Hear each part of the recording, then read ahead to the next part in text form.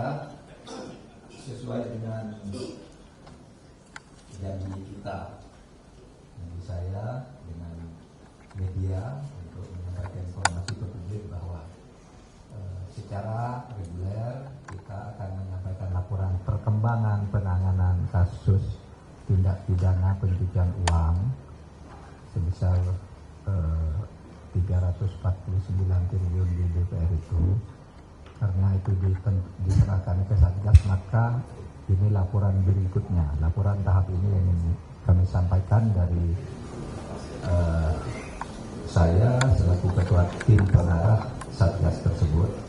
Hari ini mengadakan rapat mendengarkan laporan yang dihadiri oleh para pejabat-pejabat terkait. Ada Deputi Bidang Hukum HAM sebagai ketua, kemudian ada Deputi Bidang Koordinator Kamtibmas, Kemenko dan Direktur Analisis Pemeriksaan PPATK sebagai Sekretaris Tim, dan ada Pak Kepala PPATK Pak Ivan Gustiawardana.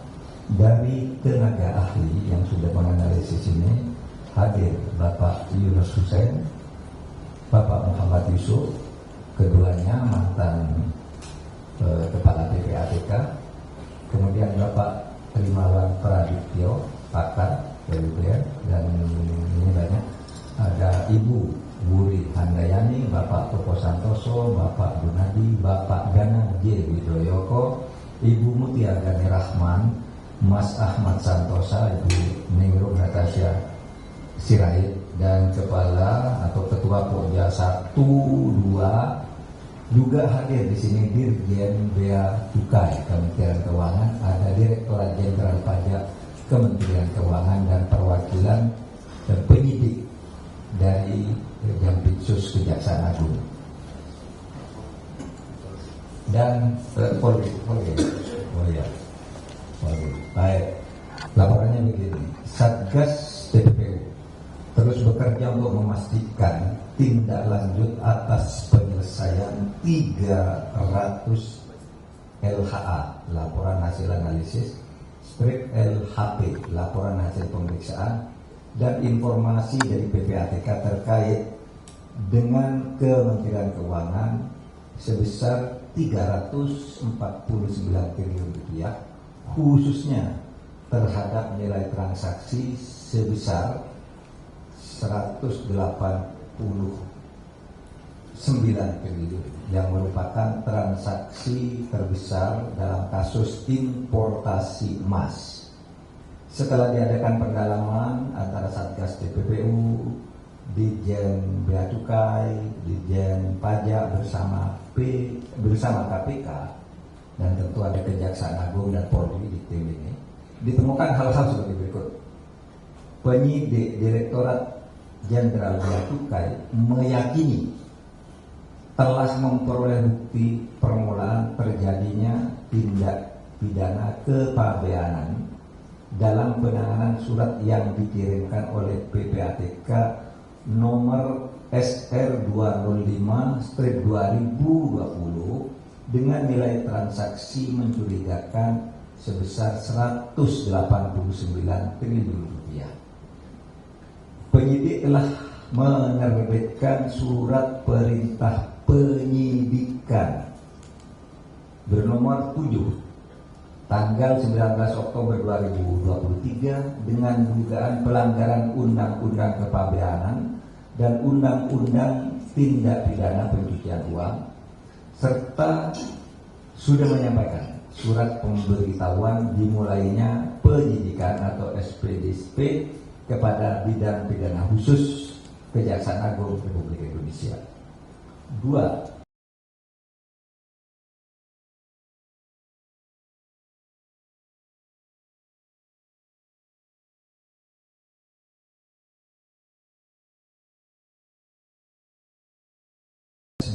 SB ini inisial orang yang dengan perusahaan di luar negeri ditemukan fakta pemalsuan data kepabeanan yang menyebabkan hilangnya pungutan PPh sesuai pasal 22 atas emas batangan ekspor seberat 3 ton atau 3,5 ton.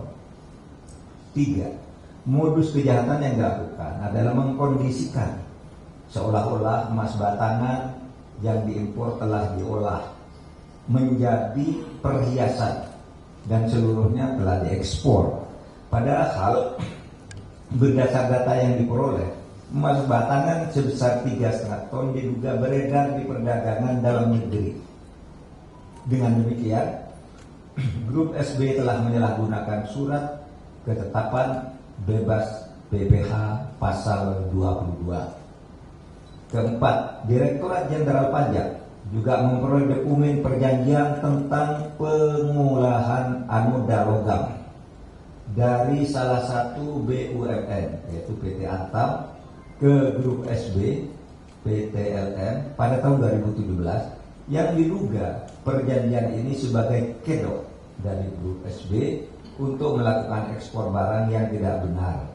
Saat ini masih ditelusuri jumlah pengiriman anoda logam dari PT ATM ke PT LM dan pengiriman hasil olahan berupa emas dari PT LM ke PT ATM untuk memastikan nilai transaksi yang sebenarnya.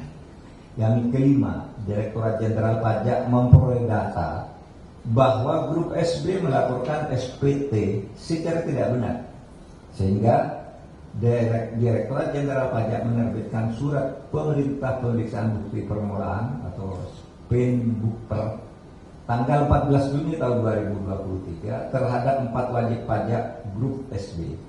Data sementara yang diperoleh terdapat pajak kurang bayar beserta denda yang diperkirakan mencapai ratusan miliar rupiah untuk Grup SB.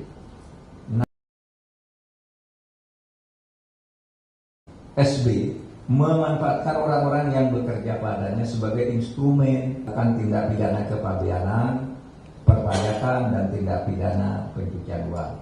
Dan terakhir, PPATK telah menyerahkan data tambahan berasal dari kepada pajak kebenaran pelaporan pajaknya. Saudara, itulah perkembangan tentang penanganan kasus tindak pidana pencucian keuangan yang dulu sempat gaduh di DPR. Jadi ini terus berlanjut. Memang penanganannya terpisah-pisah karena itu melibatkan 300 surat. Banyak yang sudah ditindak dari kasus ini, misalnya Rafael Alun, saudara tahu. Angin Prayitno juga saudara tahu ada di dalam 300 surat itu. Sekarang sudah. Kemudian di berbagai tempat, di Bandara Suta,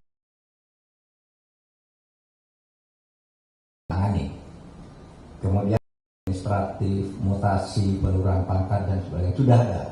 Semua pidananya harus terus dilanjutkan dan banyak yang bertanya mengapa lama. Saudara, penegakan hukum itu memang lama karena harus hati-hati agar orang yang tidak salah tidak menjadi korban. Beda dengan kejahatan. Kejahatan itu bisa dilakukan orang dalam 1 menit, tapi kejahatan yang 1 menit itu kalau disidik ke proses hukum bisa memakan waktu berbulan-bulan bahkan tahunan. Jadi 1 menit bisa dibanding tahunan antara kejahatan dan penegakan hukum itu. Nah, itu saja laporan dari saya. Terima kasih. Assalamualaikum warahmatullahi wabarakatuh. Sudah. Apa lagi? Kenapa? Masih sakit? Sakit apa? Sakit di rumah sakit. Dugaan tidak pidana lagi. Hah? Dugaan tidak pidana lain kemarin sempat Barreskrim mau dilibatkan, apakah jadi? Ya, Barreskrim kan sudah di sini, sudah terlibat. Sudah bagian dari tim ini. Barreskrim, Kejaksaan Agung itu tim dari ini. Maka saya tadi nyebut KPK khusus karena KPK bukan menjadi bagian dari tim, tapi bagian untuk kerjasama. Cukup. Untuk SB sendiri sudah keluar anak-anak untuk dilarang keluar negeri dan sebagainya. Sudah SPDP. Apa? Pencekalan dari KPK. Apa lagi? Masa tugas Satgas PP itu sampai Desember 2023. Jadi sejauh ini sudah berapa persen ya Pak